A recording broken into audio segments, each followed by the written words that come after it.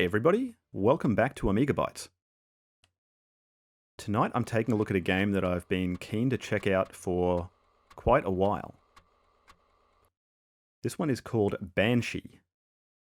This was developed in 1994 and it was published and developed by Core Design. Okay, Earth 1999, but the Earth of a different timeline. There are no microwave ovens and TV is still in black and white, and I was too slow. Look at this, I love this artwork.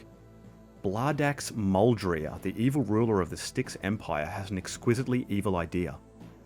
These titles are too quick for me, so let's just enjoy the art. The invasion begins. One man stands in the way. Okay, Sven Svardensvard? Svardensvard? That's probably awful pronunciation. Okay, they killed his dad because he refused to invent the microwave. That's novel. I love a microwave, but I didn't realize they were that important. Escapes to Earth, builds guns and rockets. As you do. One-man rebellion against the exquisitely evil technological might of the Styx invaders. Great use of the word exquisite. Alrighty. And I believe this must be the same core design that went on to be known for Tomb Raider. So here we go. This game I do have a little bit of background knowledge on. I at least know that this is considered a high point in the Amiga library. One of the best vertical shoot-'em-ups, which is what it is. So, let's get going. Objective: fly across the Atlantican Ocean, and destroy the Styx-held harbour town of Nova Scotia. Alright, I see what they're doing. We got some pun names here. I'm down with puns. Atlantican Ocean, Nova Scotia.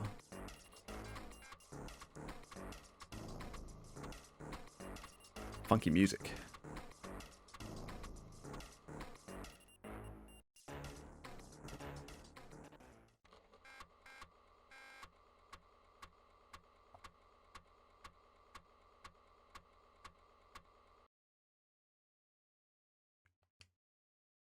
Okay, get ready. I will. Okay. This is not a genre I'm great at, but I do have unlimited lives enabled from the trainer, so it's a bit of luck. Actually be able to make a little bit of headway. Already I just love this art. I know this was late Amiga, relatively, 1994, but it really is just beautiful. Oh, okay, took a hit there.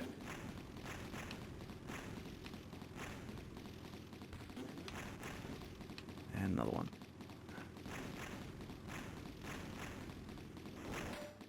Okay. Oh, okay, we can change... It looks like we can change that power-up by hitting it. Interesting. Ooh. Already this is getting a little bit bullet hell, which is where I really crumble. Ah, okay, first death. Can we destroy these little sea mines? Doesn't look, well, not easily. Ooh. Almost worth it for those beautiful explosions. Ah. Oh, and these kamikaze pilots just running into me. Enough people, come on. Don't undervalue yourselves like that. You have more to offer than just running into me. Got some helicopters? Okay. I really wasn't paying enough attention there. I was kind of just looking at the pixel art when I should have been focusing on the projectiles. But it really is mesmerizing. It reminds me a little of Raptor for PC, which was a similar kind of DOS vertical shoot-'em-up game, and had equally gorgeous art. I think it sort of came out around the time we were starting to see higher color high color games on DOS. Even though the Amiga had probably been doing that sort of thing for a good few years before it was happening on PC.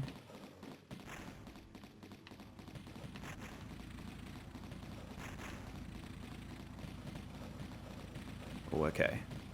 Got some sort of flying fortress type guys now. Ah. As you can see, infinite lives was a really good idea. We would not have been seeing very much of this game if I had not turned that on. Oh, okay, I wonder if... Oh.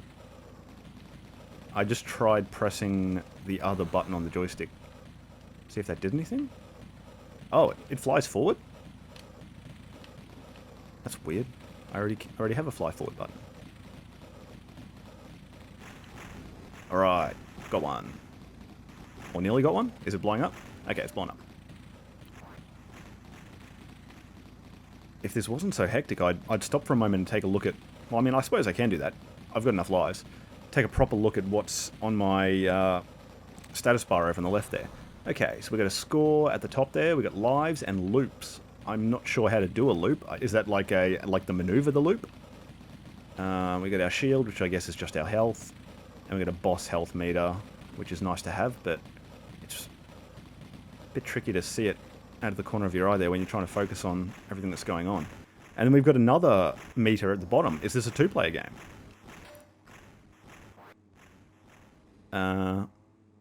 I wonder if that's for a second... Oh, yeah, it must be for a second player.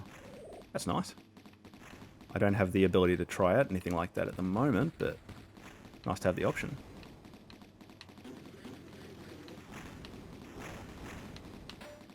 Okay, I don't know what are these... I feel like I'm not getting any gun upgrades, which is a shame, because I could really use a little extra firepower. Oh, that guy just drove straight over me like a lawnmower. Yeah, I'd love to speed up my shots, or maybe get another bullet. That's probably my favourite thing about this genre, even though, as I said, I don't really play it. The ability to sort of feel like you're just powering up, sort of building and building. Ending up with crazy firepower that's shooting little tracers and missiles and all that kind of thing as you go. Oh, so much stuff going on. I realize anybody who is even remotely good at shoot-em-ups is just looking at this gameplay and shaking their head. Maybe softly weeping, but this is just what I can offer. And it really is just hard not to just look at the art here. There's like a beautiful rain effect going on. I've got little puffs of smoke and flame out of my ship at the moment, out of my plane at the moment. This great submarine, it's really just nice to look at. And you know, it makes sense when you think about core design that they went on to such great things. Like, obviously, they had some fantastic production values right off the bat.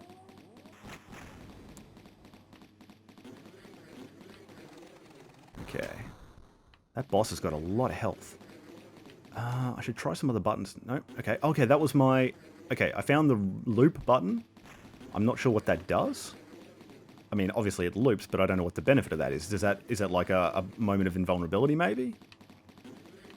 Ah. Let me try it again. No? Okay, it didn't work that time.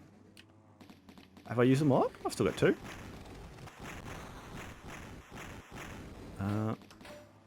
Weird. I can't make that button do anything. Very strange. I suppose probably one of the big limitations of the Amiga was that limited button selection on your joystick. I'm using a Xbox One controller, obviously, but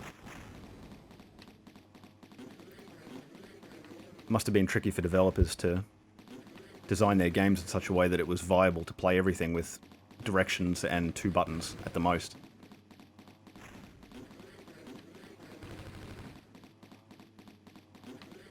I play some things on a keyboard, but I have one of those clicky-clacky keyboards, and nobody wants to hear that over the mic. Let's see if we can get one of these subs. They just won't go down. Come on. Get out of here.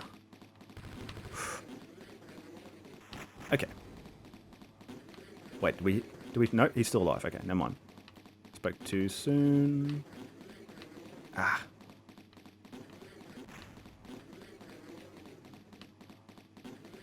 Shame no music during gameplay, unless that's a setting that I failed to enable, which would be a real shame. If it is, I might see if I can record some maybe and add it in after, but it was pretty nice on the title screen back there earlier. Hate to think I was missing out.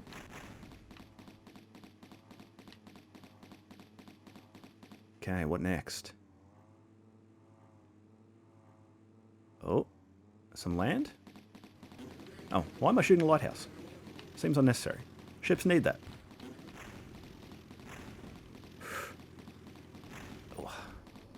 Oh, brilliant. Got some tanks. Again, this art, man. It actually... It's probably going a little far, but it does remind me a little of Metal Slug. Obviously, the animation is what really set Metal Slug apart. Incredibly fluid animation, and we're not quite so fluid on here, but the use of color and texture to create sort of metals and metallic structures, it's yeah, it gives me those vibes, which I love. Am I dying from flying into the bridge? Is that what's happening here? Should I have been flying through the gaps? I struggle with that a little bit in this genre, is knowing what objects are supposed to be at the same elevation as I am. Maybe that's just a me thing. Okay, we've got another bridge, so we can actually try it out. Little guy's running on fire. Sorry, dudes. I realise you're probably bad or something, but... Nice fog effect. Okay. A few more ground troops. Pretty low on life. Are these lighthouses actually doing anything, or are they just shootable for no reason? I guess just background flavour. Is it weird that I feel bad about destroying a lighthouse in a video game? You can write in the comments. Write in the comments if it's weird that I feel bad about hurting 16-bit lighthouses. 16-bit? Was the Amiga 16-bit? I think this is an Amiga 1200 game. Also CD32, so I could be wrong. Maybe it's 32-bit. Correct me about bits in the comments too.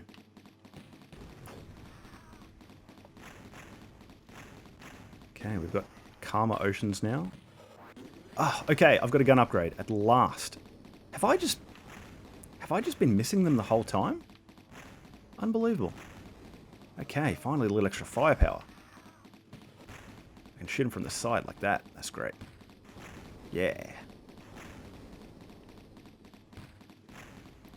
Now we're talking. Okay, I love these pipes that... Look at that animation of that water going into the ocean there. That's great. Like a military installation here. That's cool. More tanks.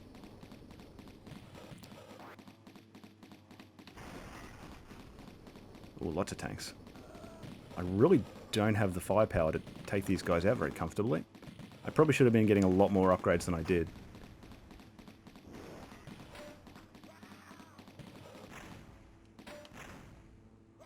Come on, bullet. I don't know what that does, but I'll take it. Is it adding more bullets? Maybe increasing the speed slightly? Oh man, we've even got trains now. This is all on the first level. And I just noticed an enemy turning into a tiny little skeleton down there. This game is wild.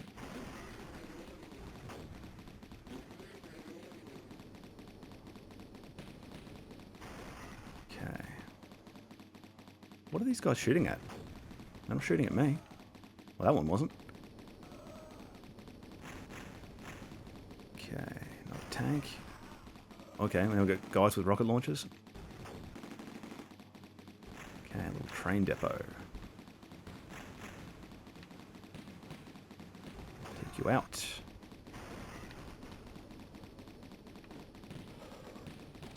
Okay, shot down. Maybe we'll go one more run, see if we can squeeze one more run in here until death. Whoa, okay.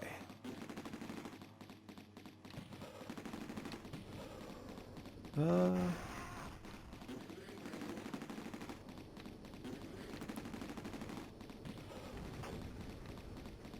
boy. Lots of tanks on my side there. Yeah. I would have not gotten even a fraction this far without the infinite lives. Would have been a very, very boring video, this one. Okay. Well, I think that's probably a good place to leave it. This is a really cool one. I mean, obviously, you know, this has got a reputation for being great. And it is. Yeah. So no surprises. Not a surprising video, but, you know, sometimes getting what you expect is a great thing, and this is really cool. I could just look at this all day. Excellent. Well, anyway, thanks for watching, everyone, and I'll see you next time.